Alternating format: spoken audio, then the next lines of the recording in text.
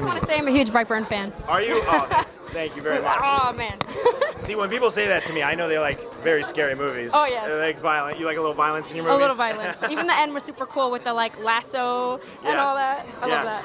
It's so funny because people often say to me like, oh, it's so dark. The ending's so dark, and then every once in a while, someone's like, "The ending's so cool," and you're like, "Okay, well, you have a darkness." So you revealed your interest in really dark things.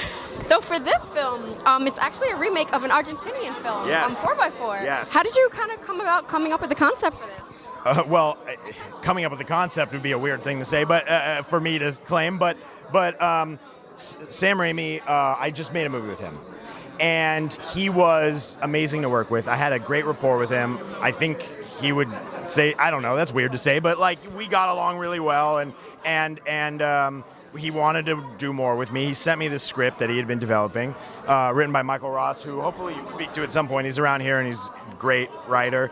And I read it and I was like, yeah, I definitely want to do this movie. And so I had known that it was based on a movie called 4x4. So I went to, I don't know, iTunes and, I hit play and I watched it and I was just totally blown away by what those guys were able to do and like how they were able to pull that off with the limited budget that they had. And it's such a compelling story. And it's not only a compelling story, it's a compelling story that translates internationally. Like everyone relates to the sort of moral conversation at the center of the story. It doesn't feel good to be the victim of crime, and when something happens to you, like someone broke into my house and stole an Xbox when I was like way younger. It was just an Xbox, but it really like, it throws you off. It like makes you feel a sense of violation, and you want payback. You want to feel like there's justice in the world, and so that's universal. And so I thought that was really a cool story to tell and a cool conversation to have in a movie.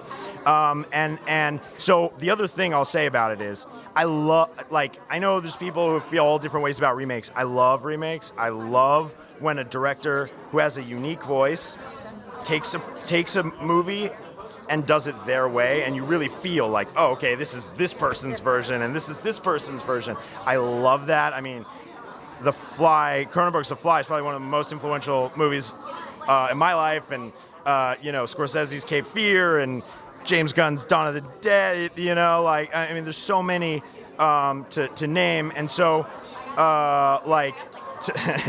you heard the shout out for James, but it's true. Like I watched that movie before I knew James, and I loved that movie. So I came to it going, I'm gonna take that movie. So I allowed myself to watch it one time, because I didn't want to be too influenced. Yeah.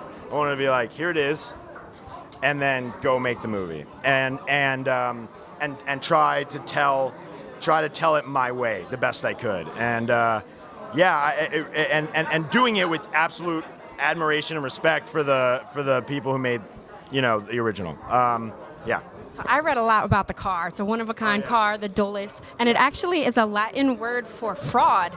Yeah. So I thought that was super interesting, like deception. Yeah, it's like a deceitful trick. Yeah. So there are a couple things. So I like to tell parts of the story in the environment, and it's sort of for people to find or not find, and so that is a piece of it. But the other thing is that the license plate is the penal code for the death penalty, and the emblem is the Lady Justice. And the thinking is that William is looking for a rube, a moron that he can torture, and some dumb criminal. He looks down on all those people, anyways. So he's put up all these signs that if you're smart enough, educated enough, or whatever, in his perspective, you wouldn't get in that car. It's a warning to them, and so it's just a little fun, I don't know, Easter egg or something. Yeah. One other thing I noticed is because you've also directed music videos. Yeah. Was music kind of something new you brought to the film with like Williams' kind of like cultured like sarcasm? So music is like intensely important to me in movies, and music, like I feel a connection to music in movies, like and just having worked.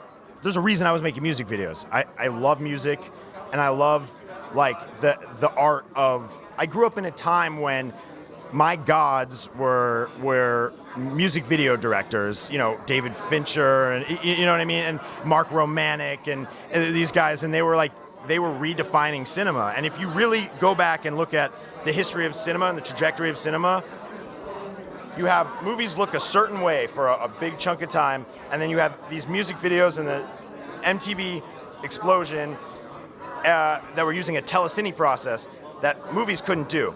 And so movies were trying to find ways to copy what these music video directors were doing. And suddenly they developed a digital intermediate, and suddenly they can go, oh, we can make it look like a music video. And all of a sudden, that's why you saw big studios hiring music video directors for a chunk of time, And so to me, those guys were like, they were just artists to me, and I admired them. I wanted to follow in their footsteps. Unfortunately, the music industry had a dynamic shift by the time I got there to music videos, and instead of having $1 million to throw at a... Yeah, exactly. They're like, we have $5,000. What are you gonna do? So I did that for a while, and it allowed me to develop my own sort of filmmaking understanding and technique to a degree, and it allowed me to play with a lot of toys and get really comfortable with the space. But not only that, I grew a relationship with a director of photography. We made 80 music videos together, and he shot 3 out of my 4 movies. One of them I just couldn't get him in scheduling and stuff. But he shot almost all my movies, and he's become like a brother to me. And then we've had a whole team. My wife was a costume designer on all those music videos, all those movies. We just have a group of people, and we've been, there was a moment where my first movie was a movie called The Hive. It was like a $500,000 little indie movie. And very shortly after that, we were making the music video for Guardians of the Galaxy. And I was looking around on that set with $500,000 is a very little amount to make a movie. Begging and borrowing and all that, a very low budget production, to suddenly Disney's employed all of my people, and we're here working with the cast of the Guardians of the Galaxy. It's just surreal to see that shift happen to not just me, but them, I think we're all invested in each other, so.